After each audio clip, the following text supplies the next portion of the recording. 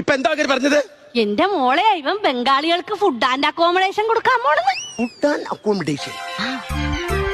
Food ഞാനിക്കറിയാം, ഞാനിങ്ങനെ പിള്ളേരൊക്കെ പറഞ്ഞ് കേട്ടിട്ടുണ്ട്. ഫുഡ് എന്ന് പറയുമ്പോൾ ആഹാരം, ഈ അക്കോമഡേഷൻ എന്ന് പറയുമ്പം ഇതിലൊഴിക്കുന്ന എന്തെങ്കിലും കറികളാണോ?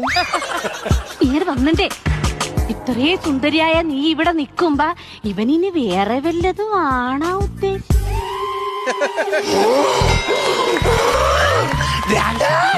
ഞാൻ കോളേജിൽ പഠിക്കുന്ന സമയത്ത് റോഡുകളിലൂടെ നടന്നു പോകുമ്പോ ചെറുപ്പക്കാരന്റെ മുഖത്ത് നോക്കും, പക്ഷെ നോ അക്കോമഡേഷൻ.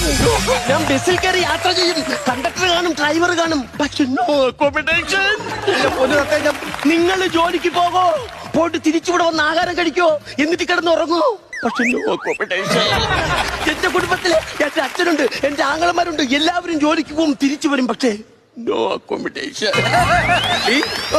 എന്നിട്ട് ഇവന്മാരെല്ലാം ജോലിക്ക് പോയിട്ട് വന്നിട്ട് കാട്ടിലാണ് കിടന്നുറങ്ങുന്നത്. മനസ്സിലായില്ല?